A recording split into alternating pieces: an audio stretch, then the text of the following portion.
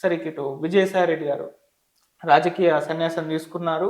వ్యవసాయం చేసుకుంటానని జెప్పారు. మళ్ళీ బయటకొచ్చి ప్రెస్‌తో అంటే పొలిటికల్ అంశాలు మాట్లాడుతున్నారు. ముఖ్యంగా జగన్మోహన్ రెడ్డి గారిని మొన్న కొన్ని కామెంట్స్ చేశారు.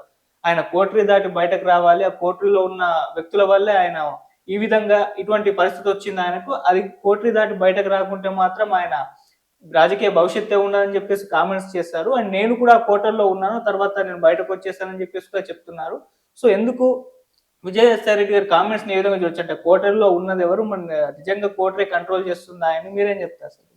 ఇప్పుడు కోటరీ కంట్రోల్ చేస్తుందో, కోటరీని ఆయన కంట్రోల్ చేస్తున్నారో అది వాళ్ళిద్దరికి సంబంధించిన వ్యవహారం. హ్మ్. ఎందుకు అనంటే ఈయన ఆహ్, చాలామంది ఆయన మీద చాడీలు చెప్పినారని. హ్మ్. అందువల్లనే జగను ఈయనంటే సరిపడకుండా వచ్చింది. హ్మ్. ఈయన మాట్లాడాలనుకునే ఆయన్ని మొహం చాటేసినారని బాధపడే వచ్చినానని ఆయనే చెప్పినాడు. హ్మ్. ఇంక ఇప్పుడు కోటరీ మీద ఆయన చెడగొడుతుంది.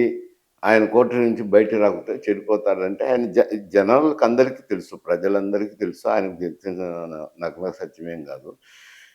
జగన్ మీద అన్ని సంక్షేమ పథకాలు చేపట్టినా కానీ ఇంత ఘోరంగా ఓడిపోవటానికి కారణం ఏమిటంటే ప్రజలను కలవలేకపోవడము, ప్రజల్లో ఉండే విషయాలు తెలుసుకోకపోవడము, తోనే అతను ప్రజా సంబంధాలు తెగిపోవటంతోనే పోయినారు.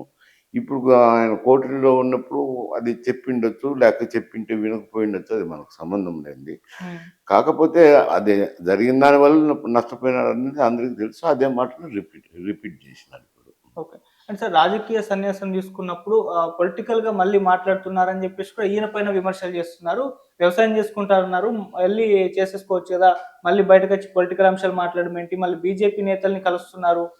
బీజేపీలో జాయిన్ అయితున్నారేమో విజయసాయి రెడ్డి గారంటూ కూడా సెటైర్‌లయితే ఆయన మీద కూడా వస్తున్నాయి సార్. దానికి మీరేం చెప్తారు సార్? రాజకీయముగా నేను ఇంకా ఏ పార్టీలో చేరబోనన్నాడు. హ్మ్. రాజకీయాలు మాట్లాడకూడదని ఎక్కడన్నా ఉంటుందా? అది ఎక్కడా ఉండదు. హ్మ్. ఒకవేళ ఆయన వేరే పార్టీలో చేరదలుచుకున్నప్పుడు ఆయన ఇష్టం, అది చేరొచ్చు. వద్దన్నదే మాట చెప్పినారు కాబట్టి నువ్వు ఉండకూడదని అంటే అదెట్టయితది? హ్మ్. అప్పుడు వేరే నైరాశ్యం వచ్చింది. హ్మ్. నేనే రాజకీయాల్లో ఉండను. నేను ఏ పార్టీలో చేరను అని చెప్పినాడు. హ్మ్. తర్వాత మనసు మార్చుకోవచ్చు, చేరొచ్చు. దానికి ఇంతేం లేదు కదా! ఓకే. రాజకీయాలు మాట్లాడకూడదని ఎవరు నిషేధించలేరు లేరు. ఓకే. సార్ మెయిన్‌గా సార్ అంటే విజయసాయి రెడ్డి చాలా నమ్మకస్తుడుగా ఉన్నారు అని చెప్పేసి కూడా చాలా మంది చెప్తుంటారు. మొత్తం వైఎస్ ఫ్యామిలీకి. ఈ రకంగా బయటకొచ్చేసినప్పుడు కూడా రాజకీయ సన్యాసం తీసుకొని బయటకొచ్చినప్పుడు కూడా జగన్ బాగుండాలి అని చెప్పేసి ఏదో కామెంట్ చేశారు. మళ్ళీ ఇప్పుడు ఈ రకంగా విమర్శలు చేస్తున్నారు. అంటే ఎక్కడ చెడింది వీళ్ళకి? మీరేం చెప్తారు సార్? చెప్పినాం కదా! గతంలోనే చెప్పినాము. ఆయన హ్మ్. సరిపోకనే వచ్చినాడు. అతన్ని హ్మ్. పట్టించుకోవడం లేదని, అతను చెప్పినా వినటం లేదని, అతన్ని దూరం పెట్టినానని బాధపడి వచ్చినానని చెప్పినాడు కదా! పత్రికల్లో ఆయనే స్టేట్మెంట్ ఇచ్చినారు కదా! ఏముంది దాంట్లో? హ్మ్. కొత్తదనం ఏముంది అంట. ఓకే. సరిపోకనే వచ్చినాడు అంట. ఆయన పలకరించడం లేదు. పలకరించినప్పుడు ఎందుకు అని దాటుకొని వచ్చినాడు. ఓకే. అంటే మెయిన్‌గా సార్ బయట ఏ విధంగా ప్రొజెక్ట్ అవుతుందంటే సజ్జలకి ఇంపార్టెన్స్ ఇచ్చారు. ఈయనకి ఇంపార్టెన్స్ అట్లా తగ్గించేశారు.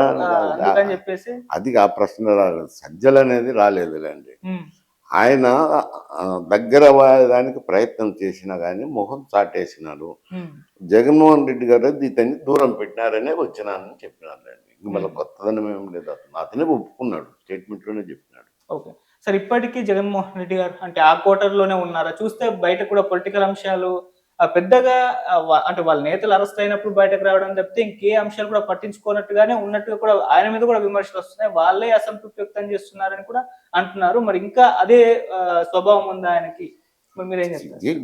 మాట్లాడుతున్నారు గదా! ఇప్పుడు వాళ్ళు. హ్మ్. ఇప్పుడు మంచో, చెడో వాళ్ళు 10 మందిని కూర్చోబెట్టుకొని కలుస్తన్నారు. హ్మ్. ఆయన మొదట ముఖ్యమంత్రిగా ఉన్నప్పుడు గూడా అంతే ఉన్నాడు. ఆయన హ్మ్. 10 మందితో మాట్లాడడము, ఏదో ఆయనకు తోచిన నిర్ణయాలు తీసుకుంటున్నారు. హ్మ్. ఇప్పుడు గూడా అదే చేస్తున్నాడు. ఇప్పుడు ఏదన్నా వాళ్ళ కార్యకర్తలు జరిగినప్పుడు అటువంటి విషయాలను తెస్తున్నారు. ఇప్పుడు ప్రజాక్షేత్రంలోకి రావాలంటే కనీసం ప్రభుత్వం ఒక సంవత్సరం పాటు నడవాలా? హ్మ్. వైఫల్యాలు కనపడాలా? కనపడినప్పుడు మాట్లాడాల్సింది వస్తుంది. ఊరికొచ్చి ఇప్పుడు ప్రజల్లోకి తిరిగి ఏం చేస్తారు? ఓకే.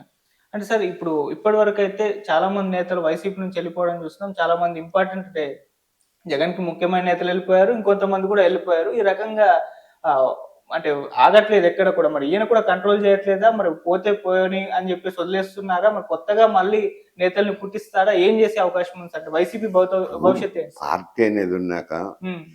మీరు వెళ్ళొచ్చు, ఇంకొకరు రావచ్చు. హ్మ్. దానికేం పెద్ద సమస్య ఉందినండి. ఎందుకంటే వాళ్ళు రాజకీయ పరంగా చూసుకుంటుంటారు. ఎటు పోతే బాగుంటుంది. హ్మ్. ఇక్కడే ఉంటే చ ఇంకా ఇంత ఇబ్బంది పడతామా? ఇవన్నీ ఉంటాయి కదా! అది వ్యక్తిగత సంబంధాలు సంబంధించి వెళ్ళిపోతున్నారు. హ్మ్.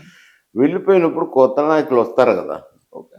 అది రాజకీయాల్లో అదేం ఆ ఒరవడి లేదని కాదు. ఇప్పుడు కొత్త అని కాదు. మన హ్మ్. జనరల్‌గా జరిగేదే అది. Okay sir.